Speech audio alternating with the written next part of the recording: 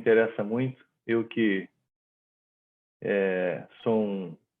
acho que todo estudante, todo professor, todo pesquisador de literatura portuguesa se sente na obrigação de ser um leitor de Pessoa, mas eu particularmente tenho dedicado os últimos 5 anos de pesquisa a Fernando Pessoa, então é um prazer muito grande ver os pesquisadores do Brasil dedicando as suas pesquisas a Fernando Pessoa e, ao contrário do que muito se pensa e do que muito se diz por aí, o Fernando Pessoa ainda é um autor a ser estudado e muito pouca coisa, de fato, diante de tanto universo presente ainda por se descobrir, muito pouca coisa, na verdade, foi descoberta, por incrível que pareça. Há 85 anos, o Fernando Pessoa nos deixava, né, um pouco mais de 85 anos, e a gente ainda tem pelo menos 40, 45% do espólio do Pessoa ainda por pesquisar. Então, assim, é um prazer muito grande receber vocês aqui hoje. Eu vou fazer... eu recebi 2 ordens, na verdade, diferentes de apresentação. Eu vou seguir a primeira ordem que eu recebi, tá? Onde ficará o Pedro é o primeiro a apresentar, o Denis o segundo, a Manuela a terceira e o Matheus o último. Depois eu recebi uma segunda ordem agora, faltando 10 minutos para a apresentação, mas aí eu já fiz um cronograma, espero que vocês estejam de acordo assim. Então, cada um de vocês tem 20 minutos para a apresentação. Eu peço a vocês que vocês tentem ser exatos com o tempo, porque a gente já começou com algum atraso, e eu também serei participante de uma mesa logo na sequência, às 10 horas da manhã. Então, peço a vocês que vocês tentem respeitar aí os 20 minutos regulamentares. Então, a nossa primeira apresentação é o Pedro Martins Cruz de Aguiar Pereira. O título da apresentação do Pedro é Alegoria do Mistério, Imagens do Mar no Fausto Pessoano. O Pedro é mestrando em Estudos da Literatura, com especialidade em Literatura Portuguesa pela UERJ, tem bolsa da CAPES, é graduado em Letras, Português Latim, bacharel na Universidade do Estado do Rio de Janeiro, possui experiência no estudo da poesia contemporânea brasileira e atualmente tem como área de estudo a literatura portuguesa com enfoque nos estudos pessoanos.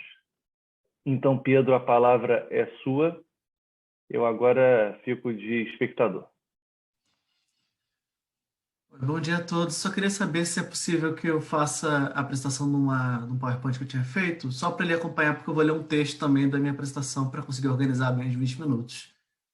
Eu acho que sim. Gustavo, tem algum problema compartilhar a tela? Acho que não, né? Pode compartilhar, sim. Tem nenhum problema. Posso compartilhar? Perfeito. Tá, ok.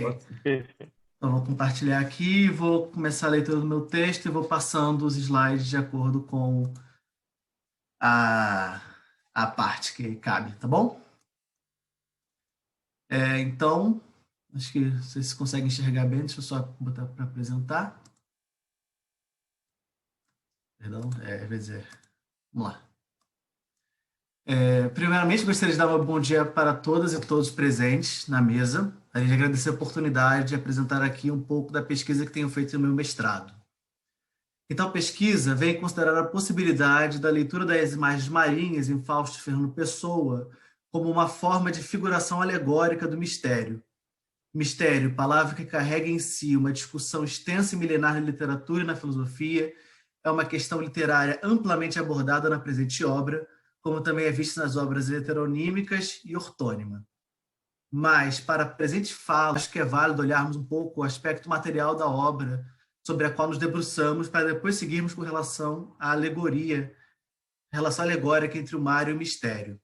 Bom, o Fausto, que foi escrito entre 1907 e 1973, até pelo menos os documentos que a gente tem até agora, os fragmentos que a gente já pôde recolher de Fernando Pessoa, poderia ser considerado no grande escopo dos escritos do poeta português como um texto desafiador à fixação textual, embora seja uma característica, assim posso dizer, bem própria da obra pessoana.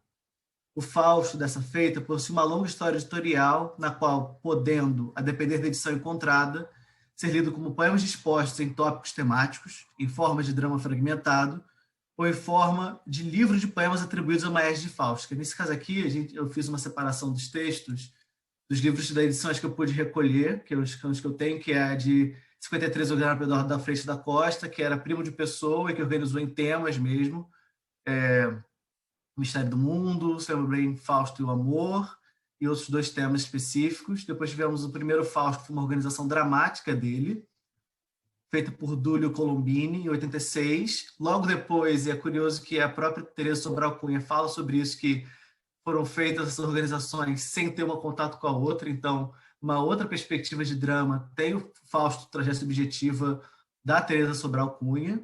Essa é uma edição brasileira, a edição portuguesa é outra. E teve a organização, o Fausto 2018, lançado pela Tinta da China, organizado pelo Pitela, que é o que a gente que é o que nós usamos aqui para o trabalho. É que eu uso, eu tenho até a edição, foi uma sorte, que acho que é uma edição muito boa. Porém, usualmente, se estudar o Fausto de Fernando Pessoa, toma essa obra como um drama inacabado, um poema impossível, cujas intenções de completude foram somente esboçadas pelo autor em vida, sendo relegados aos futuros editores a missão de completar e organizar a obra. A posição dos editores em considerar o Fausto como um drama é fundada, dentre outras razões, no modelo estrutural organizado por Fernando Pessoa, no qual o autor atribui caráter dramático aos poemas e divide-os em atos. Nesse caso aqui eu separei uma parte do livro, do anexo do livro do Pessoa, que tem os anexos, como ele separaria os atos do primeiro Fausto, e como ele pensou em mais 3 Faustos além do primeiro Fausto.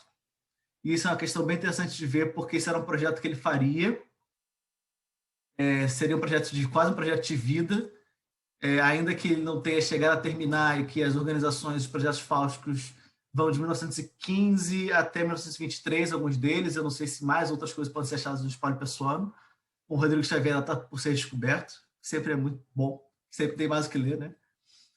No modelo organizado por Fernando Pessoa, na tradição fáustica deixada por Christopher Marlowe e Johann Wolfgang Goethe, nas quais a releitura do mito fáustico é apresentada em obras dramáticas, e na composição teatral da obra, na qual nota-se o amplo uso de rasuras teatrais e a atribuição dos versos como falas de outros personagens que não somente a do Fausto. No entanto, é possível ler a obra como um conjunto de poemas compilados sob o nome Fausto, o que é feito com muito esmero por Carlos Pitela, na edição lançada pela Tinta da China em 2018. A postura de ler Fausto como um livro de poemas dialoga com o pensamento de Jerônimo Pizarro no artigo Ansiedade da Unidade, material da edição, na qual questiona a forma como os organizadores das obras de Fernando Pessoa pretendem determinar uma completude daquelas obras mais dispersas do poeta, sobretudo no que tange ao Fausto e ao Desassossego. De acordo com Pizarro, as organizações pressupõem as intenções finais do Pessoa para o estabelecimento de textos e de tais obras, quando, na verdade, esse horizonte de intenções não é possível, pois, através dos escritos do poeta, de ser confirmado. Isso também é uma questão muito interessante, que, fazendo um parênteses, isso me relembra um ponto que o Kandinsky coloca no livro dele Espiritual da Obra, no qual ele diz que a obra de arte, ou a arte, sempre vai estar no amanhã da teoria. Então, Pessoa, como a gente vê que os projetos são posteriores às primeiras escritas dos poemas, que vão em 1907, 1908, 1909, e por assim diante, você percebe que existe um pensamento anterior existe uma feitura da obra antes da produção da teoria. Isso é uma questão a ser debatida e acho que isso é muito um ponto bom. Ao pautarmos o nosso estudo nesse pressuposto, qual seja de Fausto quanto livro de poemas, devemos, pois, considerar a materialidade da obra como impulso de análise crítica que não se compromete com o sentido global dela, o que decorre não ser necessário, seguirmos uma estrita lógica sequencial de leitura estabelecida por algumas edições. A adoção, porém, de tal premissa não torna a nossa leitura menos rigorosa, pois, partindo de fragmentos de trechos de poemas esparsos que compõem a obra, nós pretendemos achar uma chave de leitura para os elementos marítimos, enquanto uma forma de alegoria em Fausto, mas precisamente uma alegoria do mistério. Assim, A existência de uma edição que reúne os fragmentos que corresponderiam ao Fausto pessoano, uma edição que não busca, em última instância, querer dar uma completude ou fechamento aos poemas, permite a formação de uma conexão entre o aspecto no qual o próprio texto é disposto e a nossa apreensão alegórica da alegoria na obra. Para que enxergássemos essa chave de leitura, tivemos grande auxílio da dissertação escrita por Tatiana Massuno, Leitura e Alegoria de Fausto Fernando Pessoa, na qual defende uma alegoria do Fausto pessoano enquanto alegoria da impossibilidade da leitura. A partir da perspectiva pessoana, na composição de Fausto, no embate da inteligência contra a vida, a inteligência sempre perderia e, com isso, Fausto estaria o seu próprio fracasso. Em análise, na teoria alegórica benjaminiana e nas perspectivas de Paul de Man, Massuno considera que a própria obra, no caso vista como um drama inacabado, a partir da edição de Teresa Sobral Cunha, traria na sua forma, e não somente no seu conteúdo, um caráter alegórico. Assim, segundo Benjamin, a alegoria seria, para além do caráter de mais significante de um conceito prévio, uma forma de expressão e contralinguagem, e escrita, assumindo uma posição de salvaguarda do tempo e da história, em oposição ao valor momentâneo e de beleza eterna que é atribuído ao simbólico em arte. No entanto, a necessidade de que ressalvemos a posição do alegórico como recorte temporal, há necessidade que ressalvemos o alegórico como um recorte temporal, uma máscara mortuária repleta de significado, avessa ao conceito de nostalgia e de verdade original da imagem alegórica, pois cabe nela todos os significados por ser oca no momento em que é formada a sua face. A alegoria traria em si os mesmos fragmentos reconstruídos do símbolo, decaída de seus valores e sua beleza imediatos, cabendo ao alegorista reavaliar seus fragmentos, que nesta situação estão alheios à sua prística originalidade e significado original, e atribuir-lhe ali o que pode ser entendido. Nesse caso, um parêntese, uma questão que Tatiana Massuno também levanta, é como ela analisa a obra simplesmente tomando pelo contexto de Pessoa, até porque, tomando pelo contexto pessoal, Pessoa é um poeta, segundo alguns autores, como ela mesma coloca em nota da tese, extremamente simbólico, ainda que nesse mesmo simbolismo dele você vai poder encontrar espasmos alegóricos, perspectivas alegóricas, algo que o próprio Paul de Man vai falar quando ele vai analisar a alegoria no romantismo inglês, no próprio no certo iluminismo, no Rousseau, vai ver que a alegoria aparece por vezes, não quer dizer que é algo que é objetivado, mas existe a aparição dela como fenômeno da escrita. Ao Fausto, na montagem dramática de seus fragmentos para os editores, caberia o mesmo destino visto na formação de uma imagem alegórica, pois partindo da arbitrariedade de supor uma origem ou um modo como poderia ter sido pensada a obra em seu tempo pelo autor, através dos vestígios deixados. A manutenção da fragmentação do Fausto, organizada por Pitella, permite que tenhamos acesso ao texto sem outra interferência, além da divisão diacrônica de capítulos. Nesta aproximação feita, as estrofes de Fausto dialogam bem com a questão alegórica. Na fala da Inocência Perdida aparece assim. No caso, eu peguei um trecho do Inocência Perdida, que está no fragmento, numa parte dos capítulos chamado 1908, 1909, Vozes, na página 48 da edição do Pitella.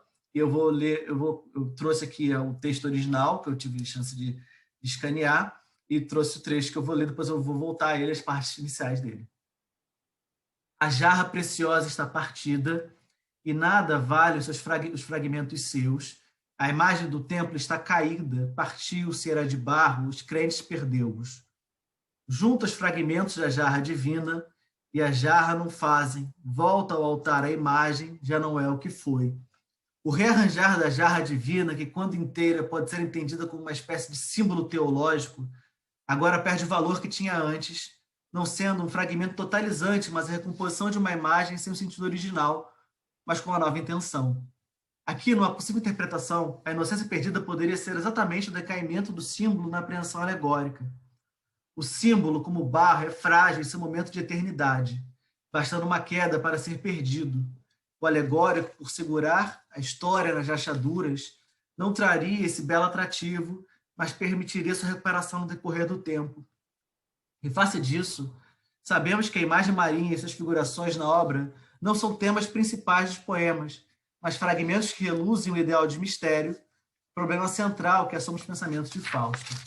Por isso mesmo, o poema apresentado anteriormente, há trecho que diz, e agora apresentamos sua completude. Aqui, essa parte aqui.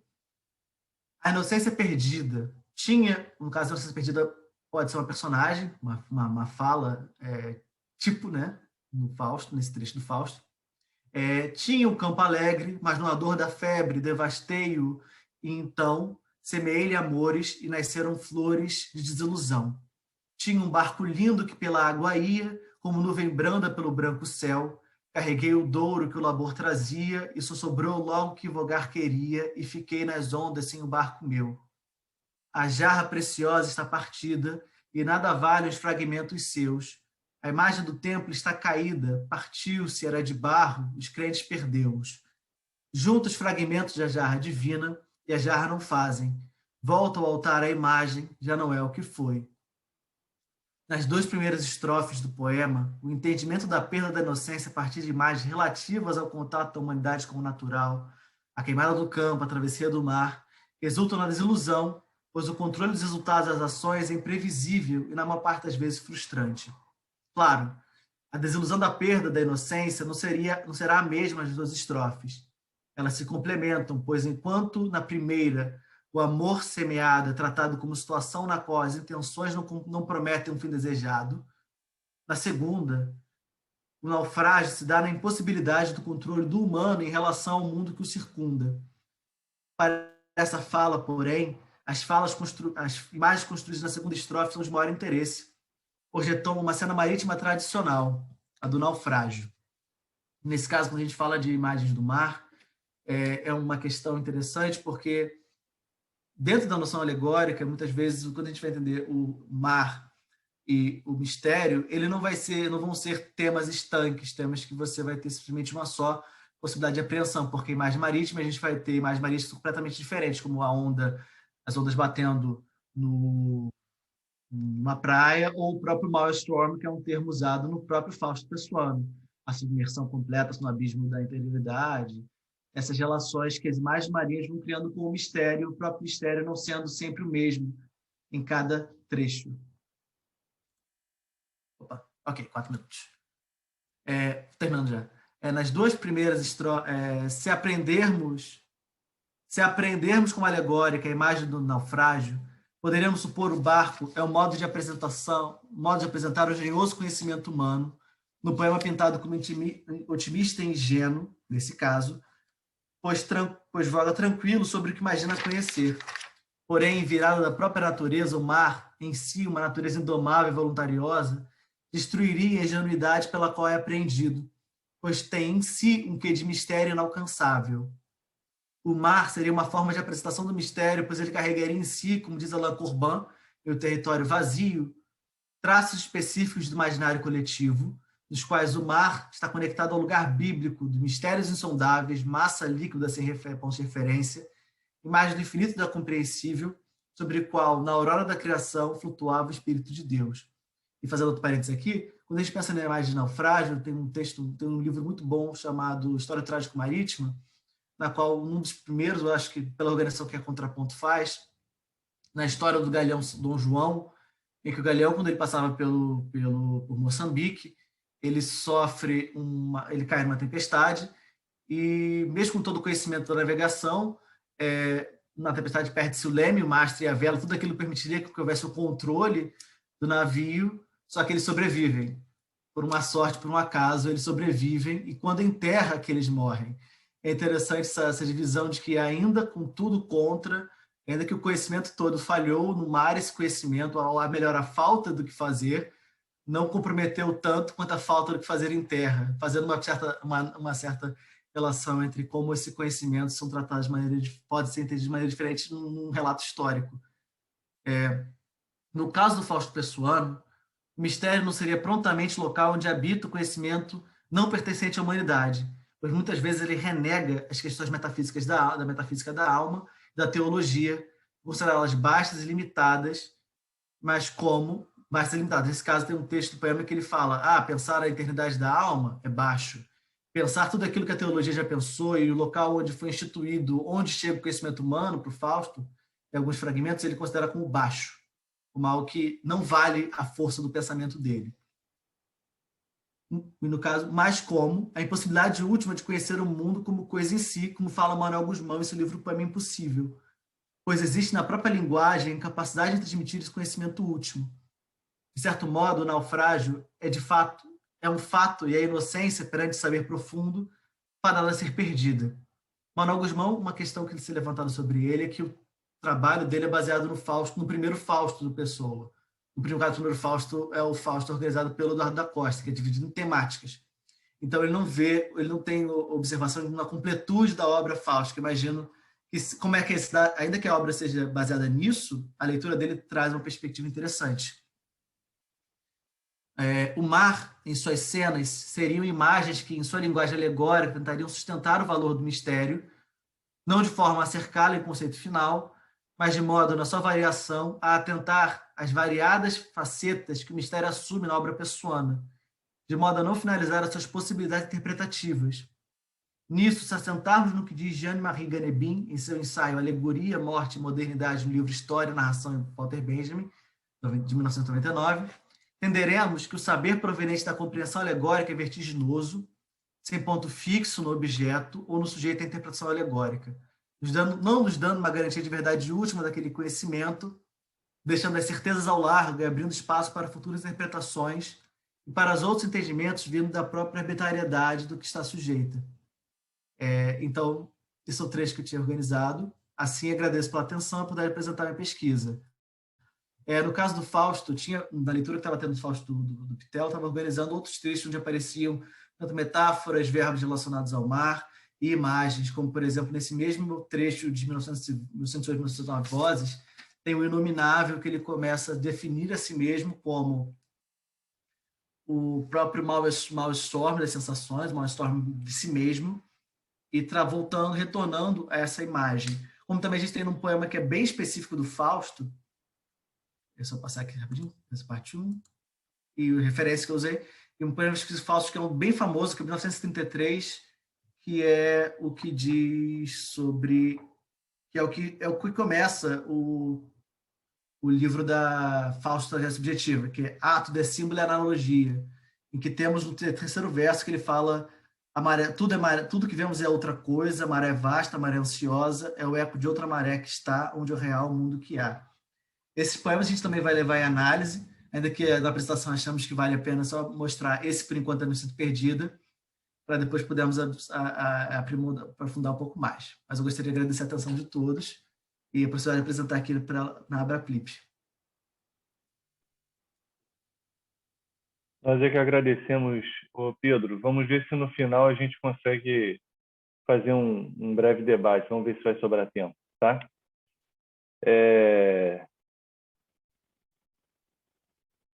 Eu apresento agora o Denis Augusto Souza da Silva. O título do trabalho do Denis é Sensacionismo de Fernando Pessoa na Fortuna Crítica em Discussão. O Denis é bacharel em Letras Português e Grego pela UERJ, mestrando em Estudos Literários na especialidade da literatura portuguesa. Tem experiência na área de letras com ênfase em literatura, poesia, produção editorial. Foi assistente da editorial da editora Civilização Brasileira, gerente da editora Zé Olímpio, editor-chefe das edições de Janeiro e criou o selo de publicações independentes Rubra Editora. Então, temos aqui um estudioso das letras e um empreendedor, né, do mercado editorial. Muito, muito legal isso. Então, Denis, eu passo a palavra a você. Ô, Rodrigo, obrigado. Bom dia, primeiramente, a todos. Para mim é um prazer estar aqui. Pena que é virtual, pena que a gente não... Né, quem não é do Rio não pôde aproveitar para viajar ao Rio, como eu pude aproveitar para viajar ao Pará na última edição. E pena que a gente não vai poder ter um contato mais íntimo, de se conhecer. Eu espero de verdade também que haja tempo no final para a gente debater, porque eu acho que essa é a parte mais interessante das comunicações orais, que é discutir os nossos trabalhos e ganhar com os comentários dos nossos colegas. Eu vou marcar aqui o meu tempo. Em primeiro lugar, sobre a apresentação que você fez, eu não estou mais editando. Eu acho que essa biografia deve ter sido retirada do Lattes. Eu vou até alterar. Eu vou até alterar, está desatualizado, eu não estou mais atuando como editor, eu me dediquei exclusivamente ao mestrado na UERJ, que eu já concluí, e agora estou cursando o doutorado na Universidade de Lisboa. Maravilha. Então, só fazendo uma atualização. Essa Porque nós apresentação... recebemos, de fato, a orientação de buscar nos Lattes os mini currículos, né? Então, Não, o erro é meu que não atualizo. Que não atualizei. então, beleza. Que bom que você atualizou agora. Eu vou apresentar nessa comunicação esse tema, que é um tema presente na minha pesquisa de mestrado. Ele foi feito com a orientação do professor Marcos Alexandre Mota, e ele compreende um capítulo da minha pesquisa. Na minha pesquisa, eu investiguei a recepção crítica ao sensacionismo de Fernando Pessoa, procurando perceber de quais modos que o sensacionismo foi compreendido, principalmente pelaquela primeira geração de críticos do Fernando Pessoa, a partir da década de 50, 60, indo até 70. Eu vou compartilhar aqui também um PowerPoint e queria dizer que vocês vão ser um pouco cobaia hoje, porque é a primeira vez que eu vou apresentar um trabalho sem um texto escrito. Eu normalmente escrevo, fico mais seguro dessa forma, mas hoje, para essa apresentação especificamente, eu achei que funcionaria melhor nesse modelo online, usar o PowerPoint como suporte para mostrar os textos que eu vou citar, porque basicamente essa apresentação é fundamentada a partir de citações de textos, né, que a gente está olhando para a fortuna crítica, e aí eu acho que vocês podem acompanhar melhor com o PowerPoint. Vocês estão conseguindo visualizar aí? Tá ok. Então, para não gastar muito tempo, acredito que eu não preciso entrar muito na questão sobre o que é o sensacionismo. Basicamente, vale a pena ressaltar algo, inclusive, que dialoga com o que o Rodrigo falou no começo dos trabalhos, que o sensacionismo é um tema que abrange uma grande parte do espólio pessoano e um tema que, embora tenha sido dado conhecimento a ele enquanto Fernando Pessoa ainda estava vivo, Fernando Pessoa, efetivamente, considerando o número de textos sobre sensacionismo que ele deixou no seu espólio, ele pouco revelou na sua vida as suas ideias teóricas, estéticas sobre os princípios sensacionistas.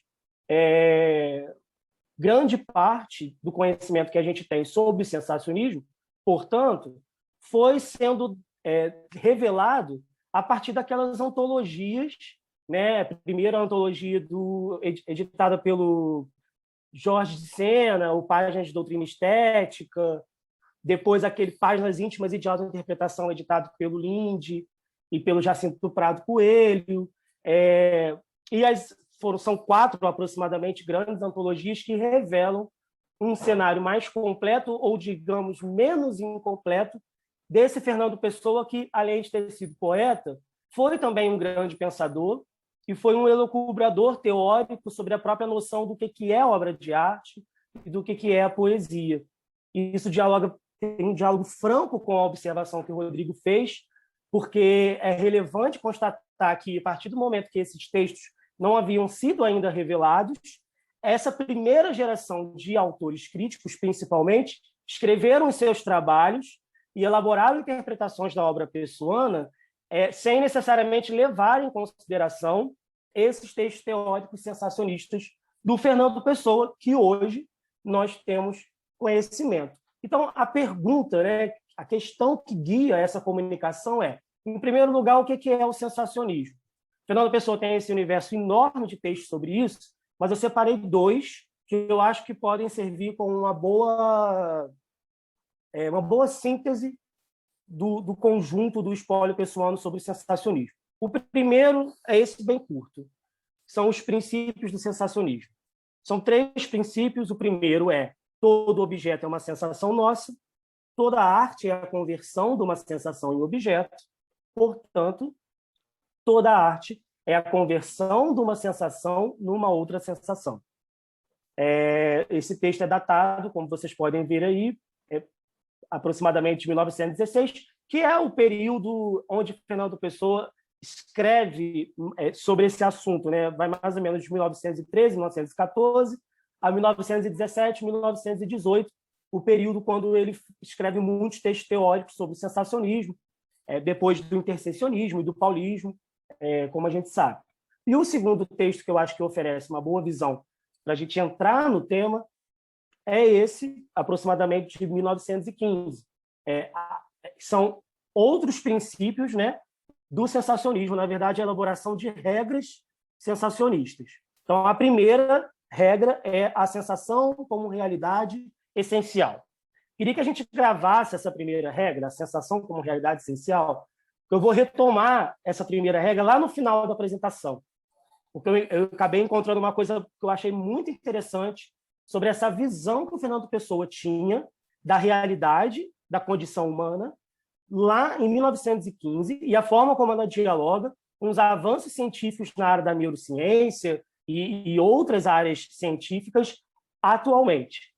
Mas, continuando, a segunda, a arte é a personalização da sensação, isto é, a subtração da sensação é ser em comum com as outras. Primeira regra, sentir tudo de todas as maneiras, abolir o dogma da personalidade, cada um de nós deve ser muitos. A arte é a aspiração do indivíduo a ser o universo.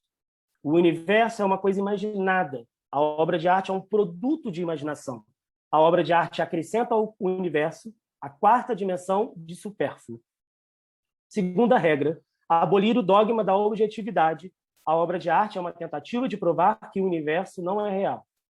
Terceira regra, abolir o dogma da dinamicidade. A obra de arte visa a fixar o que só aparentemente é passageiro. São estes os três princípios do sensacionismo considerado apenas como arte. E aí eu acho que a gente pode parar por aqui. Então, esses dois textos que eu apresentei servem, então, para a gente entrar nesse tema, mas, a partir daqui, eu gostaria de começar a mostrar de que maneira o sensacionismo, essas ideias sensacionistas, essa visão de uma obra de arte, que é produto de uma sensação, de alguma maneira estão indiretamente expressos nas obras de críticos sobre o Fernando Pessoa, que não necessariamente tiveram contatos com esses textos. Ou mesmo que tiveram contatos, não necessariamente falam diretamente sobre o sensacionismo. E aí eu vou começar lá na década de 40. Primeiramente, com um autor que é o Marta Alegre. Na verdade, o pseudônimo, né, crítico, um livro dele de 1947, que é Camões, Bocage e Fernando Pessoa. E nesse livro ele tenta, de alguma forma, destacar o que ele chama de a europeidade nesses autores portugueses, mostrando que são autores entre os maiores da literatura universal e, portanto, por serem portugueses, Portugal está entre os maiores países da literatura universal. Enfim, aquele ímpeto que a gente conhece bem de tentar retratar a literatura portuguesa como uma literatura igualmente grandiosa como a francesa e a inglesa nesse período da história. Então, nesse trecho aqui, por exemplo, do Marta Alegre, ele está falando genericamente sobre o que é o papel do poeta. E aí ele vai falar genericamente sobre isso de uma forma que indiretamente dialoga com a visão sensacionista do Fernando Pessoa. Ele diz: o poeta é um ser virgem para quem o mundo nasce a cada momento. Por isso os grandes poetas recriam o universo e nos dão dele a alma, que puderam aprender através de mundos de sofrimento e ansiedade. Assim, a verdadeira poesia é a que aprende a essência das coisas e dos seres e a vibração de sua eternidade. Os seus sentidos originários, de que a civilização afastou o homem, fazendo-lhe perder até o sentido profundo da sua própria vida, são de novo revelados pelo poeta.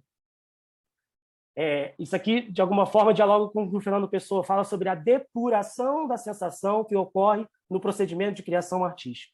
Ele desvenda ali de novo a riqueza de maravilhas escondidas em cada pedra, na árvore, na fonte, na estrela, na nuvem, de que o homem comum, esquecido do valor de origem, só vê hoje o valor representativo de interesse.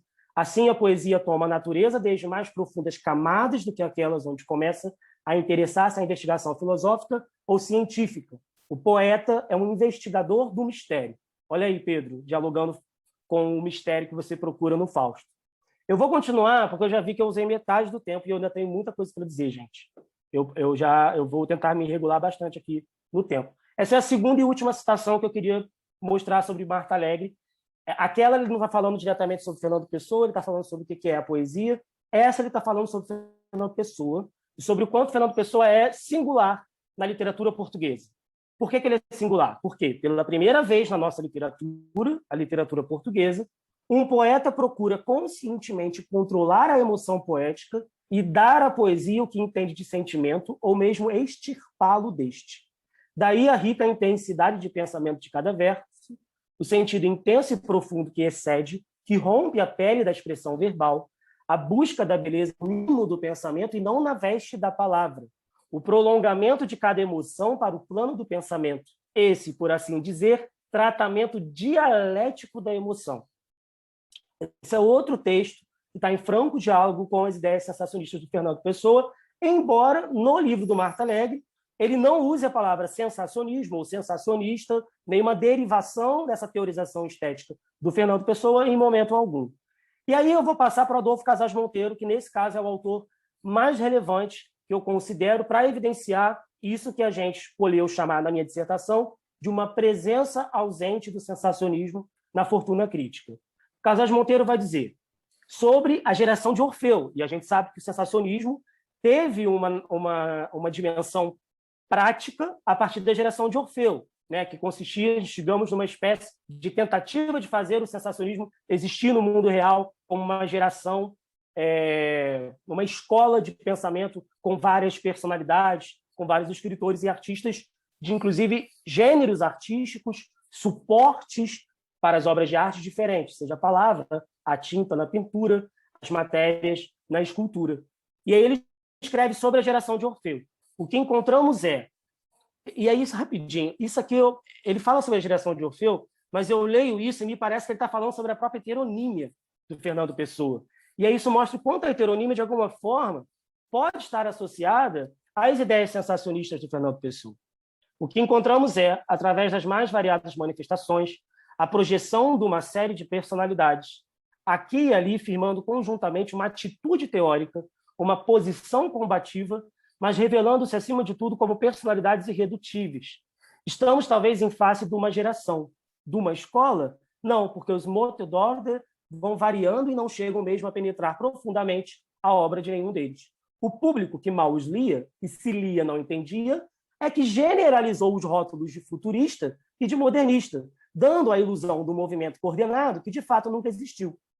E aí a gente poderia até substituir essa afirmação do Casas Monteiro e dizer a crítica que mal os lia os textos teóricos sensacionistas e se lia não entendia é que generalizou esses textos teóricos, dando a eles uma ilusão da tentativa de fundação apenas de um movimento literário, estético, situado num espaço e num tempo específicos, e não atentando para o fato de que esses textos, de alguma maneira, potencializam a nossa visão sobre o Fernando Pessoa poeta, Fernando Pessoa, investigador do mistério da condição humana. Ele continua, e aí eu queria só destacar um trecho do Fernando Pessoa, em que ele mostra justamente esse aspecto abrangente do sensacionismo, que nada tem a ver com uma coisa delimitadora do que é a obra de arte, mas, pelo contrário, que procura pensar sobre a essência da obra de arte, independentemente do contexto histórico ou de escolas artísticas em que um artista esteja mais influenciado ou envolvido, ao passo que qualquer corrente literária tem, em geral, por típico, excluir as outras, o sensacionismo tem por típico admitir as outras todas. Eu já usei 15 minutos, então eu vou pular as próximas citações do Casas Monteiro para poder chegar no Jorge de Sena. Aqui eu iria mostrar mais algumas citações do Casas Monteiro e algumas ideias dele sobre o Fernando Pessoa que dialogam com as ideias sensacionistas do Fernando Pessoa. Depois, se alguém tiver interesse, a gente pode continuar em contato e eu passo para vocês. Mas eu quero chegar aqui, desse último pensamento do Casas Monteiro, que, de alguma forma, também é outra evidência muito importante. Ele diz que talvez o conhecimento total da obra do Pessoa nos permita saber como que, por volta de 1914, ele superou o paulismo e o intercessionismo. Isso é aspas dele. Na opinião do Casas Monteiro, a superação do paulismo e do intercessionismo é que teria resultado no aparecimento dos heterônimos. Qual foi a superação do paulismo e do intercessionismo? Hoje nós sabemos, com esses textos dos quais a gente tem conhecimento, e com os estudos críticos que já foram feitos sobre o sensacionismo. Então, a gente pode perceber claramente que, segundo a ideia do Casais Monteiro, é possível relacionar o sensacionismo com o próprio aparecimento dos heterônimos, como uma espécie de desenvolvimento de uma poética da sensação, e justamente por isso sentir tudo de todas as maneiras. Porém, a primeira antologia que revela o Fernando Pessoa teórico e lucubrador não inclui o único texto teórico que ele publicou em vida sobre o sensacionismo. Esse texto foi publicado na revista Exílio, em abril de 1916. Fernando Pessoa faz notas críticas a 2 livros, um de Pedro de Menezes e outro de João Cabral do Nascimento, mas Jorge de Sena não inclui ele na antologia Páginas de Doutrina Estética, e, além de não incluir, no prefácio ainda justifica a não inclusão do texto, dizendo que ele é francamente inferior ao mais que Pessoa escreveu. Só deverá encontrar lugar numa edição de obras completíssimas. Então, na primeira visão que a gente tem de um Fernando, na primeira reunião de um Fernando Pessoa teórico, educador, pensador, o único texto que ele efetivamente publicou em vida sobre o sensacionismo está ausente e não compõe esse cenário do Fernando Pessoa teórico. Essa ausência eu considero muito relevante. Esse é o texto, um texto breve de 3 páginas, porque o Fernando Pessoa termina esse texto assinando Fernando Pessoa, sensacionista. E nesse último parágrafo, ele parece dar conselhos ao senhor Cabral do Nascimento sobre como agir para ser um poeta sensacionista, mas, na verdade, ele está falando dele próprio e falando da literatura de maneira geral, sobre como a essência da literatura, de alguma forma, deveria passar, na opinião dele, por um procedimento de depuração de sensações, que é o procedimento no qual o sensacionismo está fundamentado. Mário Sacramento, no livro dele, que ele publica já no final da década de 70, em 1968, ele chama a atenção para a antologia que vai ser a segunda publicada depois de Páginas de Doutrina Estética. E ele diz, olha, nessa antologia, a gente tem uma reviravolta de textos revelados sobre Fernando Pessoa, que até então a gente não tinha conhecimento. E ele vai dizer que, com a publicação de Páginas Íntimas e de Autointerpretação, torna-se necessário revisitar Fernando Pessoa e se atentar para aspectos de sua obra que, de alguma maneira, ainda não foram devidamente estudados. Isso vai acontecer em 1970, quando Jorge Rudolph Linde publica a Teoria Poética de Fernando Pessoa. Ele, que foi um dos organizadores dessa antologia, Páginas Íntimas, acaba que publica um texto teórico sobre Fernando Pessoa que vem a ser o primeiro a incluir o sensacionismo na sua visão da obra do Fernando Pessoa. Ele tem um capítulo dedicado ao sensacionismo, no qual ele enxerga o sensacionismo como uma tentativa de estabelecimento do modernismo de Fernando Pessoa, como se o sensacionismo fosse um instrumento para uma prática modernista pessoana. Porém, isso não é essencialmente inovador, porque, de alguma maneira, isso já estava presente na obra de João Gaspar Simões, a célebre obra Vida e Obra de Fernando Pessoa, que é de 1950. A diferença é que o Gaspar Simões analisa o sensacionismo a partir de uma visão psicologista, acreditando o sensacionismo a uma certa histeria de Fernando Pessoa, e também não é tão distinta da visão que o Jacinto do Prado Coelho, em 1949, publica em Diversidade e Unidade de Fernando Pessoa. Embora ele não inclua o sensacionismo diretamente na análise da obra do Fernando Pessoa, ali ele coloca o sensacionismo como um aspecto de uma das 3 fases da poesia do Álvaro de Campos. Ou seja, o Jorge Rudolph Linde dá uma relevante contribuição para os estudos da poética pessoana a partir da ótica sensacionista, mas ainda, de alguma maneira, filiado às visões de procura de diversidade e unidade, de manter, de procurar uma certa unidade numa obra fragmentária, que é o que o Eduardo Lourenço chama de equívoco original. Aquela coisa de olhar para uma obra tão fragmentária e tão assustadora e procurar nessa obra algo que pudesse conferir uma totalidade a essa obra. Né? O Eduardo Lourenço diz isso no Pessoa Revisitado, que foi o que a primeira geração de críticos Fernando Pessoa, na opinião dele, teria feito. E aí o título dessa mesa é extremamente oportuno, né? Pessoa Revisitado.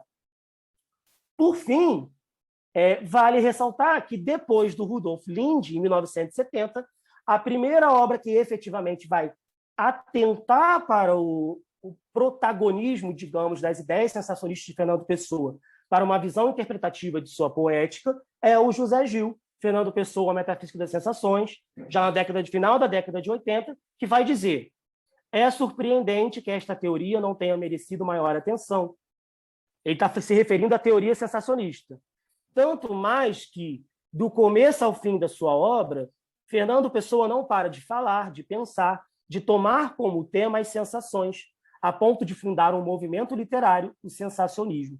É que todas as questões clássicas da exegese de sua poesia, heteronímia, realidade, sonho, consciência, vida, e aí eu acrescentaria diversidade, fragmentariedade, unidade, giram à volta da sua doutrina das sensações.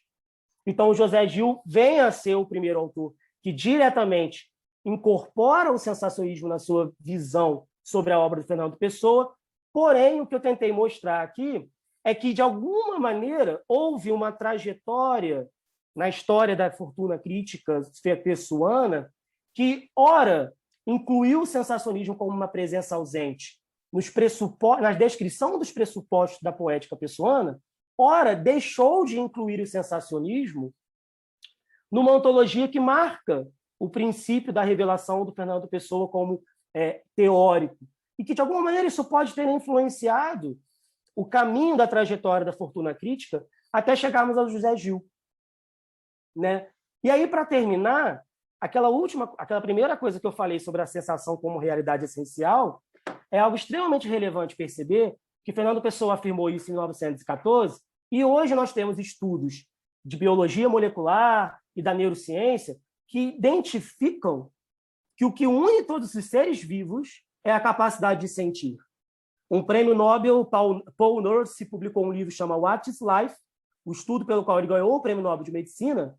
Ele investigou a condição humana e o que une as células de todos os seres vivos, procurando perceber quais são as convergências e divergências, inclusive entre seres vivos unicelulares e multicelulares, e a conclusão dele foi a seguinte: o que une todos os seres vivos é a capacidade de sentir. Todos os seres vivos têm em comum uma realidade dada por órgãos responsáveis por sentir o ambiente. E aí é muito interessante perceber que Fernando Pessoa, é claro, influenciado por Kant, pelo Tratado das Sensações de Condillac, já estava se atentando para essa natureza da condição humana no começo do século XX e, o mais importante, procurando as implicações dessa conclusão para a obra artística, para a literatura. Se a realidade essencial da vida é a sensação, e se a arte é o fazer de uma medida humana, de que maneira a arte, de alguma maneira a arte é a reprodução ou a tentativa de fundar uma poética de sensações fundamentada em sentimentos. São essas as implicações que ele vai procurar. Desculpa falar muito correndo, eu percebi que o tempo, inclusive peço desculpas por ter ultrapassado, mas era basicamente isso que eu queria apresentar para vocês. Agradeço pela atenção e espero que a gente tenha tempo para discutir a seguir. Muito obrigado a todos. Obrigado a você, Denis. Reflexões muito interessantes. A gente vai ter que torcer para ter pelo menos uns 10 minutos de conversa, porque vai ser complicado. Eu não entendo essas organizações que botam a gente para mediar uma mesa que termina às 10 e botam a gente para falar às 10, né? Quer dizer, é difícil, né? Vamos lá. Agora eu vou apresentar a Manuela. Manuela Freire Correia, que tem por título da sua apresentação Abordagem da Memória Coletiva a partir do poema Aniversário de Álvaro de Campos. Manuela possui graduação em Letras Português e Inglês pela Universidade Estadual sudoeste da Bahia, mestrado em Memória, Linguagem e Sociedade pela mesma universidade. É professora regente da Secretaria de Educação do Estado da Bahia, professora da Secretaria Municipal de Educação de Vitória da Conquista. Manuela, a palavra é tua. Espero que eu tenha feito a apresentação que condiz com o teu currículo, porque também retirei do Lattes. Ok, bom dia. Só faltou aí que eu sou agora doutoranda desse mesmo programa aí, de pós-graduação em Memória, Linguagem e Sociedade. Vocês me ouvem bem? Sim, nós ouvimos bem. E aí eu digo, né? O professor chato vai falar, olha, alunos, atualizem os Lattes. Exatamente. Senão a plataforma sucupira pega o pescoço do coordenador e corta fora. Olha, eu vou tentar apresentar uma tela aqui para vocês. Está aparecendo aí, gente? Ok. Eu sou a Manuela Freire Correia, como já fui apresentada pelo professor Rodrigo. Sou doutoranda do Programa de Pós-Graduação em Memória, Linguagem e Sociedade pela Universidade Estadual do Sudoeste da Bahia. O meu orientador é o professor doutor Marcelo Moreira, e o título do meu trabalho é a abordagem da memória coletiva a partir do poema Aniversário, do Álvaro de Campos. O resumo que eu trouxe aqui rapidamente para vocês diz o seguinte: tomando-se como base o poema intitulado Aniversário, de Álvaro de Campos, heterônimo de Fernando Pessoa, buscou-se trazer à luz alguns aspectos da teoria da memória coletiva de Maurice Halbach, sociólogo francês. Nessa perspectiva, a análise do referido poema pautou-se não apenas nos seus aspectos linguísticos, mas também serviu de base para trazer à baila categorias caras à teoria halbachiana da memória, segundo a qual esta é relacional, construída nas relações sociais. Para Halbach, a memória ela depende do entorno social, pois é na sociedade que o homem adquire essas memórias, evoca-as, reconhece-as e as localiza. Eu vou agora mostrar o poema para vocês e depois eu parto para a análise. Aniversário. No tempo em que festejavam o dia dos meus anos, eu era feliz e ninguém estava morto. Na casa antiga, até eu fazer anos, era uma tradição de há séculos, e a alegria de todos, e a minha, estava certa como uma religião qualquer. No tempo em que festejavam o dia dos meus anos, eu tinha a grande saúde de não perceber coisa nenhuma, de ser inteligente para entre a família, e de não ter as esperanças que os outros tinham por mim. Quando vinha a ter esperanças, já não sabia ter esperanças. Quando vinha a olhar para a vida, perdera o sentido da vida. Sim, o que fui de suposto a mim mesmo, o que fui de coração e parentesco, o que fui de serões de meia província, o que fui de amarem-me e eu ser menino, o que fui, ai meu Deus, o que só hoje sei que fui, a que distância, nem o acho, o tempo em que festejavam o dia dos meus anos. O que sou hoje é como a umidade no corredor do fim da casa, pondo grelado nas paredes. O que sou hoje e a casa dos que me amaram treme através das minhas lágrimas. O que sou hoje é terem vendido a casa, é terem morrido todos, é estar eu sobrevivente a mim mesmo, como um fósforo frio. No tempo em que festejavam o dia dos meus anos, que meu amor como pessoa esse tempo. Desejo físico da alma de se encontrar ali outra vez, por uma viagem metafísica e carnal, com uma dualidade de eu para mim. Comer o passado como pão de fome, sem tempo de manteiga nos dentes. Vejo tudo outra vez, com uma nitidez que me cega para o que há aqui. A mesa posta com mais lugares, com melhores desenhos na louça, com mais copos, o aparador com muitas coisas, doces, frutas, o resto na sombra debaixo do alçado. As tias velhas, os primos diferentes, e tudo era por minha causa, no tempo em que festejavam o dia dos meus anos. Para, meu coração, não penses, deixa eu pensar na cabeça. Oh, meu Deus, meu Deus, meu Deus, hoje já não faço anos, duro. Somam-se-me dias, serei velho quando for, mais nada. Raiva de não ter trazido o passado roubado na algibeira. O tempo em que festejavam o dia dos meus anos. Agora eu passo a ler meu texto aqui com a análise. Não vai dar tempo, como vocês perceberam, o poema é longuíssimo, mas eu vou tentar aqui, na medida do possível, ler alguns trechos aqui da análise. Tomando como base o poema acima, é de notar que, para além de apresentar versos livres, ora muito longos, ora curtos e sem rimas, trata do desencantamento do eu lírico face ao tempo presente. Na realidade, o eu lírico recorda um tempo passado, feliz, em que se comemorava o dia do seu aniversário, deixando entrever não apenas a sua saudade, mas também a sua amargura por não poder regressar a esse tempo de alegria e vida plena partilhada com a família. Na primeira estrofe, pode-se inferir que o sujeito lírico se sentia feliz em tais ocasiões, e nenhum ente querido havia morrido. Com isso, é pertinente afirmar que a estabilidade emocional dele era assegurada pelo grupo familiar, cujos sentimentos habituais de afeto, respeito e reconhecimento estavam presentes. O lugar onde ele morava, entre aspas, a casa antiga, também possui uma conotação especial, já que na terceira estrofe ele expressa o seu sentimento de nostalgia por terem vendido a casa e morrido todos. A festa de aniversário, por sua vez, é, por si só, um motivo de recordação, já que serve como um mote para o desenvolvimento de todo o poema. Ademais, era uma tradição na família que, indubitavelmente, muito antes que ele existisse, era celebrada. Entre aspas, era uma tradição de há séculos. Era uma forma de preservação de valores culturais e familiares. O sentimento de alegria partilhado pelo grupo familiar, incluindo-se aí a do eu lírico, era certo como uma religião qualquer. Nesse contexto, a palavra religião não diz respeito apenas a um conjunto de doutrinas, crenças e práticas de um grupo social. Se considerar a junção do prefixo re, que funciona como um intensificador da palavra que o sucede, ligare, do latim unir, atar, vê-se-á que a ocasião em que festejavam o dia do aniversário do eu lírico era um momento para reunir a família, momento este que promovia a felicidade da criança. Há autores que defendem, em sentido diverso do anterior, que o vocábulo religião vem do verbo latino relegere, que significa reler ou revisitar. Independentemente da acepção que se adote, fica explícito que o sujeito lírico viu-se feliz diante da reunião ou revisitação de seus entes queridos na ocasião em que completava anos.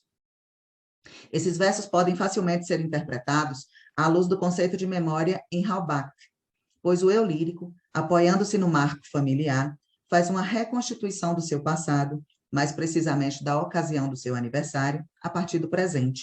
Sem dificuldade, nota-se que é por meio da integração no tecido das relações familiares que o sujeito poético recorda.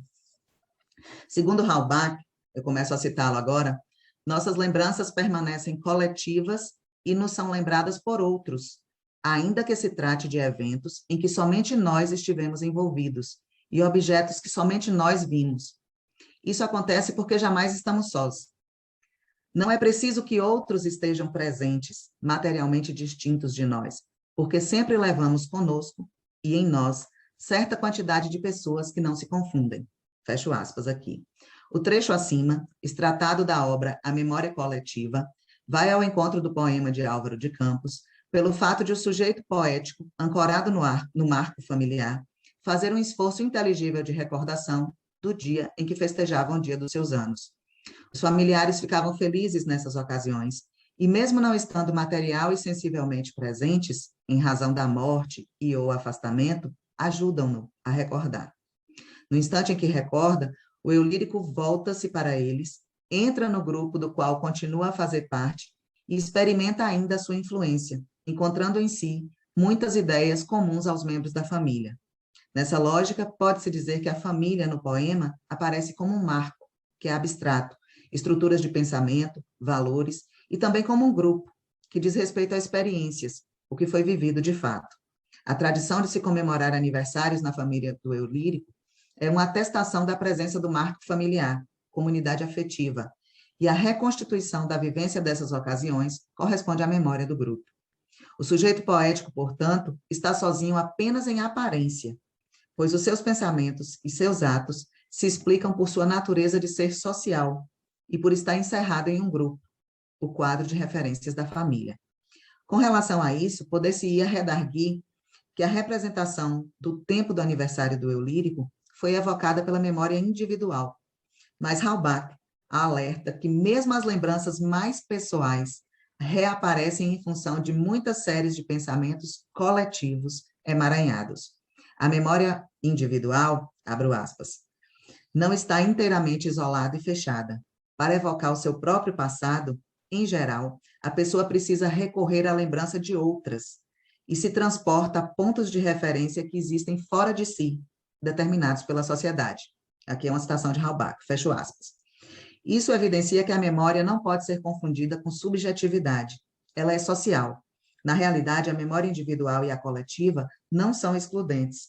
Todavia, é importante elucidar que é o indivíduo que possui o coletivo, e não o contrário, sendo que, em última instância, quem determina é o coletivo. Efetivamente, a memória individual é um ponto de vista do coletivo. Paralelamente a isso, não se pode falar em acúmulo de memórias, mas tão somente em reconstituição. E essa reconstituição jamais será tal qual aconteceu. É uma aproximação. Reconstituir, nesse caso, não significa reencontrar, mas reconstruir. Daí a frustração do eu poético, que não pode recuperar o saudoso passado em que ele era inocente e não percebia coisa alguma, como fica claro na segunda estrofe do poema, estrofe na qual se descortinam a amargura, a melancolia, o pessimismo e a desesperança típicos do poeta Álvaro de Campos. Essa desesperança torna-se mais manifesta quando o eu lírico se dá conta de que não poderá reviver o passado, como gostaria. O seu dissabor se completa no último verso da segunda estrofe, que diz: quando vinha a olhar para a vida, perder o sentido da vida. Esse verso é especialmente curioso porque o eu lírico se apercebeu de que havia perdido, na infância cada vez mais distante no passado, o sentido de viver. Os versos da segunda estrofe são particularmente oportunos para tratar da teoria da memória coletiva, pois, como mencionado anteriormente, o passado não pode ser reencontrado tal qual aconteceu, mas apenas reconstituído a partir do presente. Daí a amargura do sujeito poético, que diz ter perdido o sentido da vida ao perceber que não poderia retornar à infância venturosa. A recordação de Sartre consiste numa aproximação do vivido, de maneira que a imagem de outrora torna-se alterada. Em se tratando da terceira estrofe, é relevante notar que o sujeito poético dá continuidade à estrofe anterior com uma afirmação. Sim, o que fui de suposto a mim mesmo, o que fui de coração e parentesco, em que ele se coloca na perspectiva individual e coletiva, respectivamente, o si mesmo e o de coração e parentesco, pertencente a um grupo, indo ao encontro da premissa halbachiana de que o que marca o individual é o pertencimento coletivo. De fato, ele contém em si dois seres, um que está sempre mudando e outro que não. Nos versos seguintes, o eu lírico prossegue, falando do que foi, de serões de meia província, de amarem-no e ele ser menino.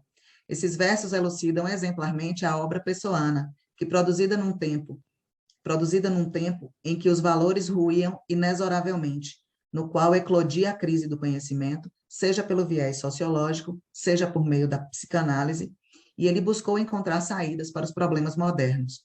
Uma dessas saídas, como tem se visto ao longo da análise do poema, foi o retorno a uma infância supostamente feliz, em que o eu lírico encontrou a si mesmo na convivência com o grupo familiar. Nesse ponto de vista, o sujeito poético não foi, sozinho, artífice dos seus tempos felizes. Os serões de que ele fala representam as tardes, especialmente a do seu aniversário, em que a família se reunia para se divertir. A meia província, certamente, refere-se a um passado irrecuperável por completo, em que a vida citadina do eu poético só vê reconstituído na memória do adulto. Essa meia província, afastada da capital, traz à liça a vida do menino do interior, que ora recusa as cenas da vida moderna e sua sociedade tecnológica, numa consternação que beira o desespero. O que fui? Ai, meu Deus! O que só hoje sei que fui? A que distância? Nem o acho. Essa constatação de que o passado está distante e de que já não pode achá-lo, mas apenas reconstruí-lo a partir do presente, leva o eu lírico a um desgosto profundo, cujo arremate se dá com a reiteração da anáfora, o tempo em que festejavam o dia dos meus anos. Na quarta estrofe, o sentimento de vazio é ainda aumentado, pois o sujeito lírico volta-se para o presente, contrapondo-se ao que foi outrora. Ele se vale da metáfora da umidade no corredor do fim da casa. Nesse sentido, aparece a imagem da casa como espaço de segurança, de afetos e de referência da família. O espaço para Halbach é um marco social geral. Não se trata apenas de espaço físico, mas também simbólico. Consequentemente, o corredor, uma das partes da casa de grande circulação de pessoas, figura um espaço simbólico da infância feliz do eu lírico. É um local que marcou o grupo familiar, correspondendo a aspectos da estrutura e da vida da família, o que havia nela de mais estável. Nessa analogia, o eu poético vê-se sozinho, abandonado pelos seus, que morreram ou, em função das circunstâncias, afastaram-se. O calor dos reencontros familiares, nesse caso, foi substituído pela umidade, que faz com que plantas brotem nas paredes, como nas casas abandonadas, pondo grelado nas paredes. E ele prossegue na descrição do seu desconsolo, afirmando que no presente a sua tristeza é imensa ao reconstituir o passado feliz da infância, o que culmina no choro. E a casa dos que me amaram treme através das minhas lágrimas, por não poder revivê-lo tal qual ele existiu. Ele só pode ser recordado em função do presente. No presente, o sujeito lírico está imerso em profundo pesar, posto que venderam a casa e morreram todos, ficando apenas ele, representante do grupo familiar, sobrevivente de si mesmo, analogamente a um fósforo frio que perdeu o propósito de aquecer e trazer luz. Na quinta estrofe, por seu lado, a ênfase mais uma vez é dada à ocasião do aniversário, de modo que o leitor é conduzido novamente ao passado, como se o eu poético o reconstruísse por conta do seu desejo intenso de para lá retornar. A partir do tempo presente da terceira estrofe, ele se volta para o passado, como num processo de rememoração em que ele personifica o tempo vivido, que meu amor como uma pessoa esse tempo, numa demonstração de desejo físico e espiritual de se encontrar entre os seus, como antes. Nessa corporificação do tempo, o eu lírico torna explícito o seu querer, metafísico e carnal, de viajar do presente para o passado, como um desdobramento de si, do eu adulto para o eu criança, e degustar o passado tão rapidamente como um pão que sacia avidamente a fome, sem sequer ter tempo de manteiga nos dentes. É o desejo de resgatar o passado tal qual ele foi, que perpassa todo o poema, mas na esteira halbachiana ele não pode ser totalmente recuperado. Afinal, o sociólogo francês em destaque defende que a memória não é armazenada e tampouco é fruto da intuição. Ela é uma reconstituição pensada. Para ele, o indivíduo só recorda quando assume o ponto de vista do grupo, ou quando a memória do grupo se manifesta e se materializa nas memórias individuais. Por fim, na sétima estrofe, o eu lírico, convencido de que não conseguirá recobrar o seu passado, faz um apelo à memória. Para meu coração. E ele prossegue solicitando o esforço da reconstituição, solicitando que o esforço da reconstituição do passado seja interrompido. Não penses, deixa eu pensar na cabeça. Nesse instante, ele abre mão da recordação, termo que etimologicamente significa trazer novamente ao coração. O prefixo ré designa uma repetição, uma intensificação da palavra que o segue, cordis, do latim coração. Daí o sujeito poético rogar, no modo imperativo, que o coração pare, não querendo mais sofrer com a saudade dos momentos felizes da infância, ante a impossibilidade de retomá-los, abre mão do trabalho de recordar. Os sentimentos de perda, de vazio, de abandono, de amargura, ferem-no. Por isso, prefere, nos últimos versos, não se deixar dominar por eles, deixando-o pensar na cabeça, no plano da razão, em contraposição à emoção. Conseguintemente, o eu lírico clama a Deus, certificando-se de que já não faz anos, apenas dura. Oh, meu Deus, meu Deus, meu Deus, hoje já não faço anos, duro. Desses versos, ele chega à lastimável atestação de que sem uma boa parte dos membros do seu grupo, por conta da morte de praticamente todos, ele já não festeja o dia dos seus anos, apenas espera o tempo passar. Nessa perspectiva, o tempo é entendido como duração individual, que se destaca sobre o pano de fundo de um tempo coletivo. Somam-se-me dias. Como o tempo está passando, o sujeito poético inelutavelmente chegará a ser velho, mais nada, pois não pode retomar o passado. Serei velho quando o for, mais nada. Com o desaparecimento dos demais membros do grupo familiar, especialmente os mais velhos, o eu lírico vê-se isolado numa sociedade que não para de se transformar. Porém, conforme Halbach, basta que se conserve uma parte limitada do grupo para que ali seja possível reencontrar a lembrança coletiva. É por isso que ele persiste, no caso do eu lírico. O sociólogo sumariza notavelmente o que se disse anteriormente no trecho que se segue. Aqui eu começo a citar Halbach. Quando dizemos que o indivíduo recorre à memória do grupo, devemos entender que esta ajuda não implica na presença real de um ou mais de seus membros. De fato, continuo a sofrer a influência de uma sociedade, mesmo que dela tenha me afastado. Basta que eu carregue comigo, em meu espírito, tudo que me permite estar à altura de me postar no ponto de vista de seus membros, de me envolver em seu ambiente e em seu próprio tempo, e me sentir no coração do grupo. Conquanto seja assim, a impossibilidade de recuperar o passado tal qual ele foi vivenciado continua a frustrar o eu lírico, que encerra o poema de uma forma belíssima e com a exaltação própria do heterônimo Álvaro de Campos. Raiva de não ter trazido o passado roubado na algibeira.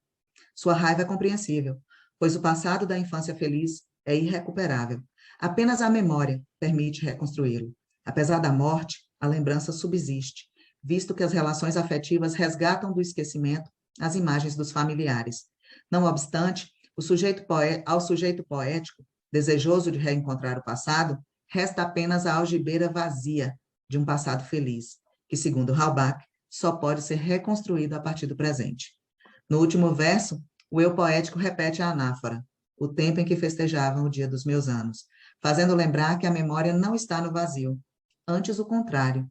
Enquanto ele viver, ela estará ali, contendo a experiência afortunada do vivido. Afinal, mesmo encontrando-se sozinho, cada vez que ele recordar, trará para perto de si todos os familiares ausentes, reconstituindo assim o tempo em que festejavam o dia dos seus anos.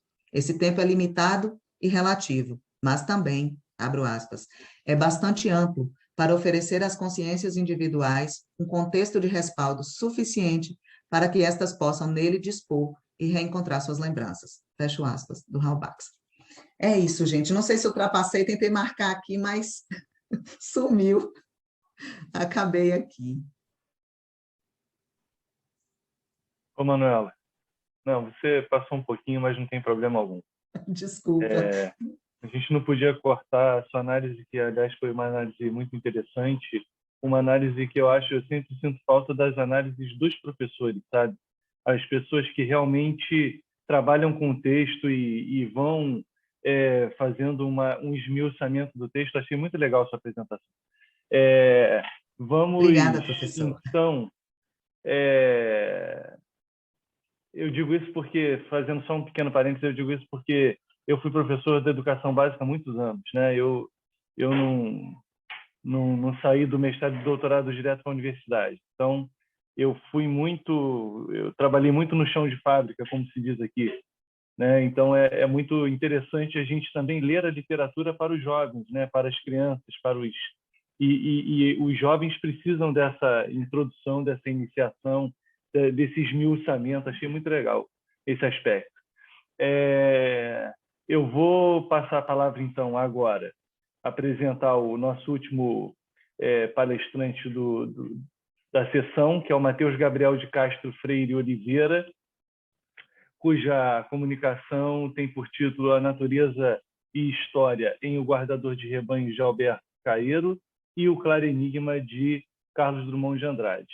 O Matheus é atualmente mestrando do Programa de Pós-Graduação em Letras da Universidade Federal de São Paulo, formou-se em 2018 pela Universidade de Taubaté e tem experiência na área de letras com ênfase em literatura brasileira e portuguesa e literatura comparada. Eu não sei se eu te apresentei corretamente aí, Matheus, Sim. mas a palavra agora é sua. Se quiser fazer alguma correção, fica à vontade. Não, é isso mesmo. Vocês estão me ouvindo bem? Eu vou compartilhar aqui e eu vou pedir para vocês confirmarem para mim se aparece falando, porque eu acho que eu não vou conseguir ver vocês aqui. Estava fazendo uns testes. Perfeito. Então, vou tentar aqui.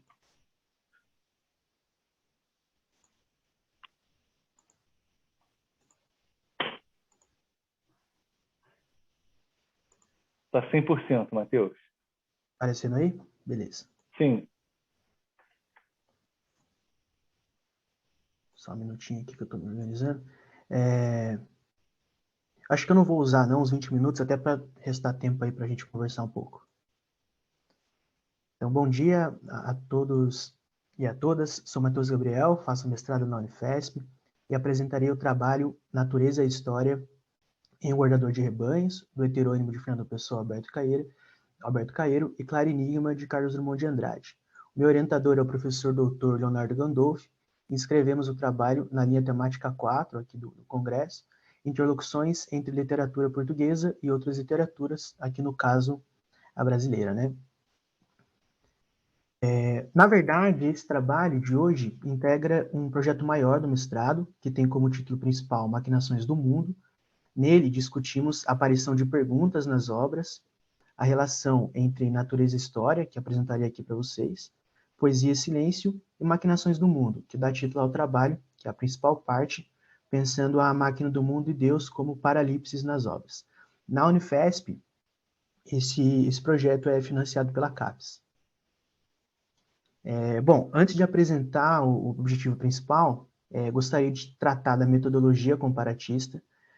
Nela, pensamos o corpus, né, as obras, e o referencial teórico como arquivos, numa noção ampliada de arquivologia, justamente para podermos manipulá-los, a fim de consignar os poemas a partir de uma nova reunião deles. Isso, então, configura uma intervenção nossa da crítica nas obras. E por que isso, né? Qual é a justificativa dessa metodologia? Para se pensar uma verdade histórica, móvel, sobre as obras, em detrimento de uma verdade material, que seria essencialista e imóvel. E essa escolha, isso acaba gerando a possibilidade de outras intervenções, deslocamentos de sentidos de poéticas tão conhecidas, né? Eu penso nessa abordagem a partir da leitura de Mal de Arquivo, do filósofo Jacques Derrida. Bom, ainda tratando da metodologia, quando li o título desta mesa, claro que pensei no Eduardo Lourenço, Pessoa Revisitado. Mas para fazer mais sentido ao método, pensei num Pessoa reconvidado, para colocarmos o foco na nossa intervenção crítica. Porque receber um convidado em casa é sempre enquadrá-lo, de certa forma, num certo conjunto de regras. Então, pensando no literário, ser hospitaleiro com outro texto é sempre trabalhar na hospitalidade e na hostilidade, num jogo ambivalente de reafirmação e deslocamento. Mas também, quando vi o título da mesa, fui reler o capítulo sobre Caeiro na obra Pessoa Revisitada. E lá Eduardo Lourenço relata um problema na recepção da obra. Macedo, abre aspas, né? Macedo se operou uma osmose fatal entre o que ele diz e o que ele é. Por isso, então, seria importante pensar além da literalidade da poesia caeriana, que é uma poesia muito clara, né? Tensionando-a como ocorre, ou seja, pensar a sua forma como tensão para além dessa literalidade, para além do que está dito, né? Bom, o principal objetivo deste trabalho é comparar as obras a partir da relação entre natureza e história, e para isso elencamos dois operadores textuais: a procura da aniquilação das tensões para tratar do eu lírico caeriano e a procura das tensões para pensarmos Claro Enigma. Percebam que é sempre procura, sempre movimento, busca. E aqui entendemos tensão como problemática sem resolução. Eu utilizo a edição de 2012 do Claro Enigma, lançada pela Companhia das Letras, que é um livro de 1951, e a edição de 2001 também da Companhia, com a organização dos poemas do Caeiro, feita pelo Fernando Cabral Martins. Estou falando meio rapidinho, mas até para dar tempo para a gente conversar depois. Vamos aos poemas, né, que são trechos aí, na verdade. O poema 47 do Guardador de Rebanhos. Vi que não há natureza, que natureza não existe, que há montes, vales, planícies, que há árvores, flores, ervas, que há rios e pedras, mas que não há um todo a que isso pertença, que um conjunto real e verdadeiro é uma doença das nossas ideias. Esse poema é exemplar para pensarmos a ideia de que a natureza é parte sem um todo, pois assim não ocorreria a abstração simbólica totalizante, que seria doentia. José Gil trata bastante disso, dessa natureza fragmentada, no texto O que é Ver. As partes são exemplares para a demonstração do sensacionismo, já que o que se pode fazer é senti-las, vê-las, principalmente, combatendo a ideia de mediação filosófica ou metafísica entre o sujeito e a realidade, que é uma temática tão cara ali na obra do Caeiro, né? Depois, um trecho do primeiro poema do livro, Toda a Paz da Natureza Sem Gente Vem Sentar-se a Meu Lado. Aqui estamos diante de uma tentativa de separação do humano histórico e de apagar, assim, o gesto simbólico por meio do muro nu do existir, que é a definição do Eduardo Lourenço para a natureza em Alberto Caeiro. Mas é o poema 43 o mais importante para essa reflexão, segundo a nossa reunião aqui dos poemas. Eu vou ler rapidinho. Antes o voo da ave, que passa e não deixa rasto, que a passagem do animal, que fica lembrada no chão. A ave passa e esquece, e assim deve ser. O animal, onde já não está e por isso de nada serve, mostra que já esteve, que não serve para nada. A recordação é uma traição à natureza, porque a natureza de ontem não é a natureza.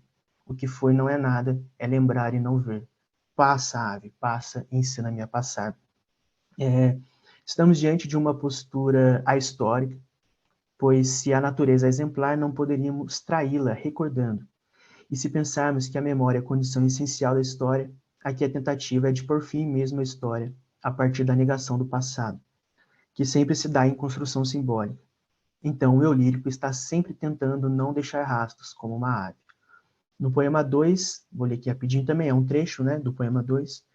Sei ter o pasmo comigo que tem uma criança, se ao nascer reparasse que nascera deveras. Sinto-me nascido a cada momento para a eterna novidade do mundo. Então, nesse caso, essa postura histórica se dá pela estratégia do olhar infantil, também é uma ideia apresentada pelo José Gil, sem memória. Mas isso é o que está dito, não o que ocorre de fato, porque Caeiro apresenta essas ideias num poema, e mesmo que seja numa linguagem antilírica, que se quer transparente, e aqui um parênteses, sempre pensei que se fosse possível, Caeiro preferiria colocar árvores, montes e pedras no lugar das palavras, podemos pensá-lo como memória excessiva. Essa é uma ideia da Silvina Rodrigues Lopes, em que o poema não está no tempo apenas, ou seja, num determinado contexto de produção, mas é capaz de construir novas temporalidades a partir de cada leitura, a partir de outra rede de relações. Então, no final das contas, estamos diante de uma autotraição. Se há poemas, há rastros. Por isso, sempre à procura da aniquilação das tensões, mas nunca a alcançando.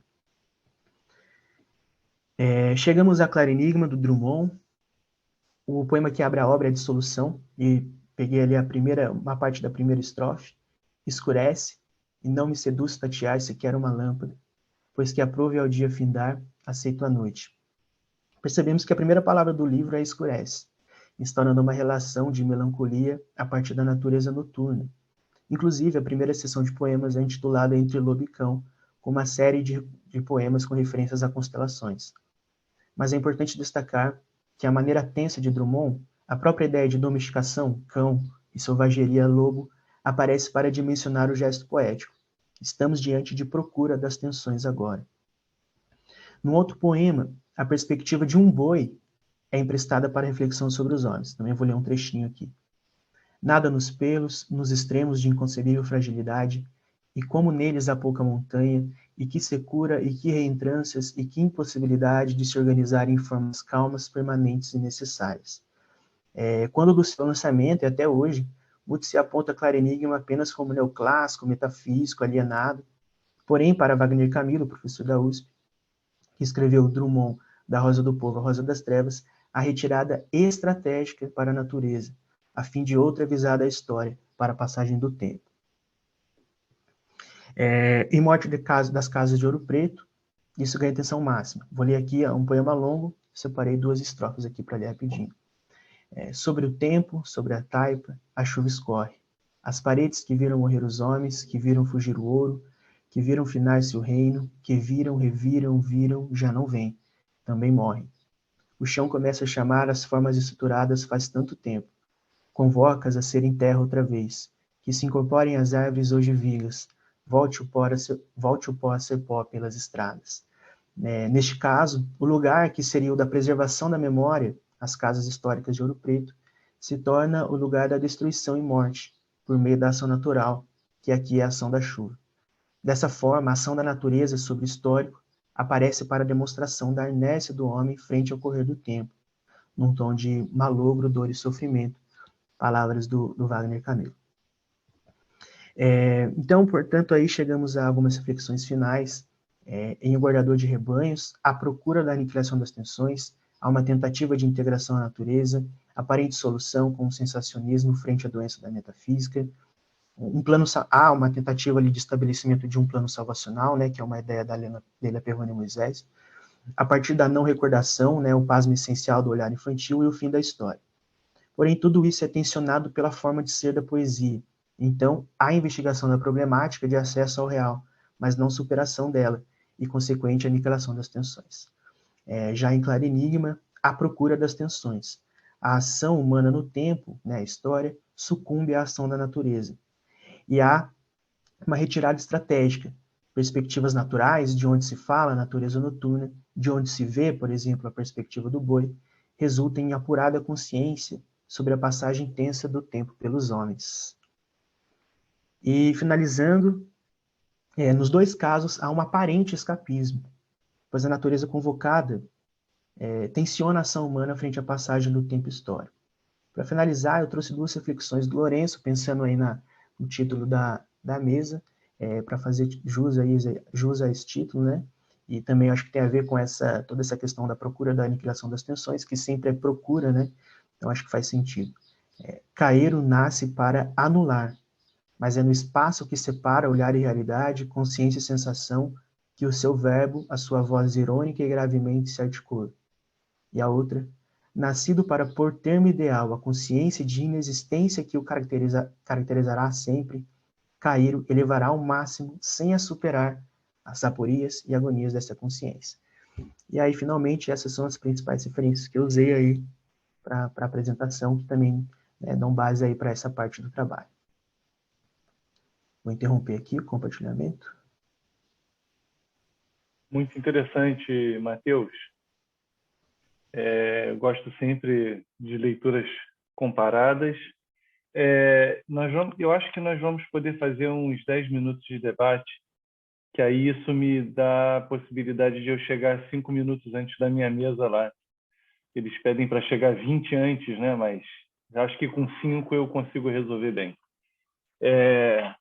Então, eu gostaria de fazer assim, pequeno passeio por todas as apresentações, tentar fazer isso nos 2 minutos, e aí eu abro para vocês conversarem entre si, perguntarem e por aí vai.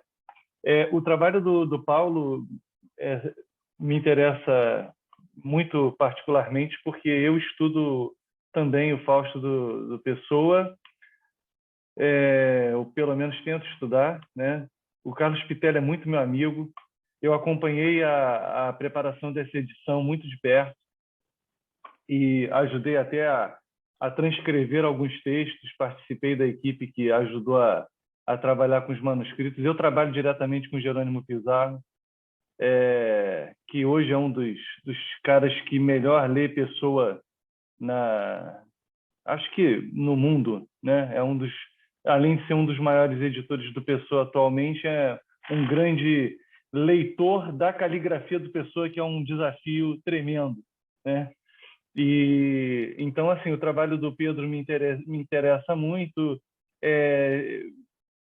Me chama muita atenção essa relação aí da alegoria com o símbolo. Eu acho que isso é uma tensão importante de se resolver no Fausto, né? Porque eu acho que há limites muito pouco, pelo menos muito pouco didaticamente esclarecidos sobre a diferença mesmo, né, teórica entre metáfora, alegoria e símbolo. E eu acho que essas tensões teóricas são interessantes para pensar o Fausto. E quando você traz aí esse trecho em especial, esse fragmento que você trabalhou mais para a apresentação, eu vejo uma relação direta. Eu posso estar muito equivocado, é óbvio, né? Mas eu vejo uma relação direta desse fragmento. Para mim, o Pessoa está fazendo aí uma releitura de uma parte muito, quer dizer, é uma coisa enorme aquilo, né? Mas de uma parte do Fausto do Goethe. Ele está fazendo uma releitura do momento em que, lá no Fausto do Goethe, o Fausto taca fogo na aldeia, né? E acaba por expulsar os anciões, o Filemon e a Baucis, E ele dialoga com esse trecho, né, da destruição da aldeia, ele taca fogo na aldeia, e ele também está construindo uma cidade, né? E ele funda uma nova moeda, e ele enriquece. Então, encher o barco de ouro tem uma relação direta com esse Fausto, que na verdade é um Fausto que a pessoa está tentando, ao mesmo tempo, emular e abandonar, né? Quer dizer, aquele livro que você deve ter conhecimento, o livro do Pedro Eiras, né, O Esquecer Fausto, que é um livro, na verdade, em que o Pedro ele transita até mais sobre o livro do Desassossego do que sobre o Fausto, mas é essa ideia de que o Fausto do Pessoa é uma espécie de anti-Fausto, né? Então, assim, muito interessante, Pedro, a tua comunicação, que me interessa, o assunto me interessa muito de perto. O Denis, sensacionismo, eu acho que é um dos temas mais fundamentais no Fernando Pessoa. Eu tenho uma colega que está fazendo doutorado agora, terminando o doutorado, na PUC de São Paulo, a Karen Pellegrini, e ela está trabalhando o livro do Desassossego a partir do sensacionismo. E eu acho que o sensacionismo é algo, embora muito, muito, muito referenciado, muito pouco estudado. Estudado mesmo a sério é muito pouco. E o sensacionismo como sistema, né, quase um sistema, ainda que fragmentado, de ideias filosóficas, funda praticamente uma teoria da literatura. E eu acho que, de fato, a sensação como realidade essencial é um dos pilares fundamentais de se pensar o Pessoa. Não dá para se pensar a poética do Fernando Pessoa fora da sensação. E eu acho que essas coisas todas são ainda muito mal explicadas e muito mal estudadas mesmo, porque não é tarefa fácil. Porque quando você vai estudar sensação, você tem que estudar sensação sempre em diálogo com percepção. Você vai acabar trabalhando, de alguma maneira, numa chave fenomenológica da obra do Pessoa.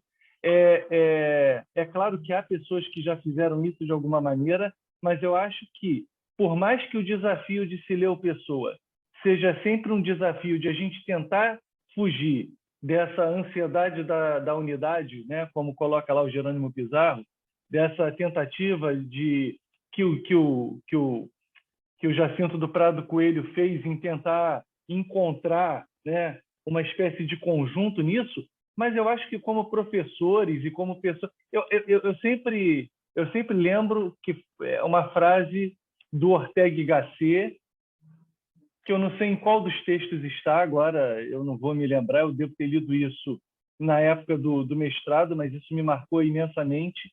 O Ortega y Gasset diz em determinado texto, desses textos famosos dele, não sei se eu não sei agora qual é o texto, mas eu sei que ele diz o seguinte: a gentileza do filósofo é se fazer entender. E eu acho que a gente não pode ser hermético nas nossas leituras, por mais que o assunto, que o objeto seja hermético. A gente tem que tentar esclarecer isso, quer dizer, tentar criar uma certa pedagogia da leitura para essas coisas. Manuela, eu já fiz alguma consideração até sobre a sua leitura, achei muito interessante a sua leitura, sobretudo porque eu gosto muito das leituras que privilegiam o texto em detrimento da teoria. Eu acho que o texto tem que vir como carro-chefe de tudo. A gente passou por uma certa, sei lá, eu acho que é uma espécie de tradição universitária, pelo menos a minha geração foi assim, né? Eu tenho 45 anos hoje, mas a tradição, na década de 80, década de 90, a gente lia a teoria para ler o texto. A gente lia os referenciais, ou mesmo até a crítica, para poder ler o texto. A gente foi se afastando do texto literário. E a gente desencorajou os universitários, os estudantes, os mestrandos, os doutorandos, de tirarem suas próprias conclusões sobre o texto. Né? De ler o texto e falar assim, não, eu estou fazendo a minha leitura do texto. É claro que a Manuela fez uma leitura vamos dizer assim, de uma certa teoria da memória, mas ela fez análise. E análise é uma coisa boa, eu gosto de análise, eu acho que o aluno precisa de análise. Pelo menos a gente também, como professor, em algum momento, a gente também deixou de se responsabilizar um pouco por isso, né? Ah, não, por exemplo, seminário de mestrado, seminário de doutorado, aluno vai lá ler a coisa e apresenta trabalho. Não, mas e o nosso posicionamento? E a nossa leitura do texto? A gente também tem que oferecer nos nossos cursos o que a gente pensa, o que a gente entende, ou qual é o aspecto que nos interessa. E os alunos vão também trabalhar os aspectos que os interessam. E eu acho que esse trabalho de revisitar o Fernando Pessoa, ou então de convidar o Fernando Pessoa, como diz o Matheus, né? Fazer um convite e deixar o Fernando Pessoa entrar na nossa casa, nas nossas estantes, ele tem que ser também um convite para tornar o Fernando Pessoa mais lido pelas pessoas, mas mais lido de maneira, eu diria assim, de maneira mais séria. O que eu quero dizer com isso? É que o Fernando Pessoa é muito lido, mas às vezes até de maneira, vamos dizer assim, um pouco inconsequente por conta da enxurrada de edições muito maltratadas, que são divulgadas em sites, divulgadas pela internet, são e-books infindáveis, com erros crassos de edição, né? Quer dizer, eu já vi edições, por exemplo, de Mar Português, onde está escrito assim: tudo vale a pena se a alma, quando a alma não é pequena, e não se a alma não é pequena. Tudo vale a pena quando a alma... Mas não existe quando. Essa palavra não está no poema. A pessoa foi lá e embutiu isso, sei lá de onde que tirou esse troço. Então, assim, eu acho que nós que trabalhamos com Fernando Pessoa em maior ou menor grau, nós temos uma responsabilidade de, primeiro, tornar o Fernando Pessoa lido, né, cada vez mais lido, e nas escolas também, mas também ter uma certa responsabilidade com as edições que a gente usa, sabe? E eu acho que nisso vocês foram exemplares. Vocês usaram as edições da Imprensa Nacional Casa da Moeda, da Tinta da China, da Companhia das Letras, que na verdade é um braço da Cília Alvim no Brasil. O Fernando Cabral Martins é um outro grande leitor do Fernando Pessoa. Enfim, a gente tem que ter cuidado com as edições. E o Fernando Pessoa, como o Pedro colocou, como o Denis colocou, é muito mal editado. E é muito desconhecido, de fato. É mal editado. O Pedro citou, por exemplo, a dissertação, a tese, né, da Tatiana Massumo, e para se ter uma ideia, naquela tese a gente ainda não tinha edição do Carlos Pitela. Então, a gente está lendo o Fernando Pessoa de um jeito que tem uma interferência editorial muito forte. Porque quando a gente pega aquilo como peça de teatro, né? Enfim, estou recebendo aqui uma mensagem do host que a gente precisa encerrar, né? E assim, eu fico com uma pena danada. Eu gostaria de pelo menos abrir o espaço para um comentário de cada um aí, para a gente poder finalizar. Deixa eu falar rapidinho, porque eu vi que uma pessoa fez uma pergunta direcionada a mim, e eu acho que então que a gente não vai ter tempo para responder, Felipe Hélio, mas eu estou deixando meu e-mail aqui. Me escreve lá, porque aí a gente vai conversando, eu posso te escrever sobre isso também. Inclusive, a gente pode até falar por telefone no WhatsApp, estou super disponível. Agora eu vou entrar numa aula, mas aí depois da aula, se a gente quiser, a gente conversa. Porque realmente essa parte é legal. Então, vou deixar aqui o... Eu até sugiro que todos nós deixemos os nossos e-mails, né? E quem tiver interesse, eu acho que a gente poderia depois, não sei se a mesa concorda com a ideia, a gente poderia depois montar fazer um novo encontro, nós 5, para a gente debater um pouco essas ideias, né? É isso, a gente pode debater, eu estou super disponível. E eu queria te perguntar, Rodrigo, qual é o nome da sua colega que você falou que está estudando sensacionismo e livros de cego lá na PUC de São Paulo? É a Karen Pellegrini. Karim Peregrino. Porque, assim, curioso, eu estou aqui em Portugal estudando o livro Desassegue e Sensacionismo também. Então, eu vou tentar acompanhar o trabalho dela, porque muito provavelmente ela vai poder contribuir.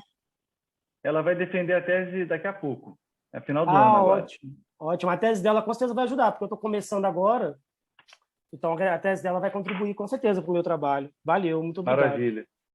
Maravilha. Eu agradeço muito a vocês, tá? Eu peço desculpas aí, mas a gente acabou iniciando com 20 minutos de atraso, né? E isso atrapalhou um pouco a nossa... Eu agradeço até a gentileza do Matheus, que deu uma acelerada aí no trabalho dele. Mas eu acho que a gente tem que ter outra oportunidade de se falar, né?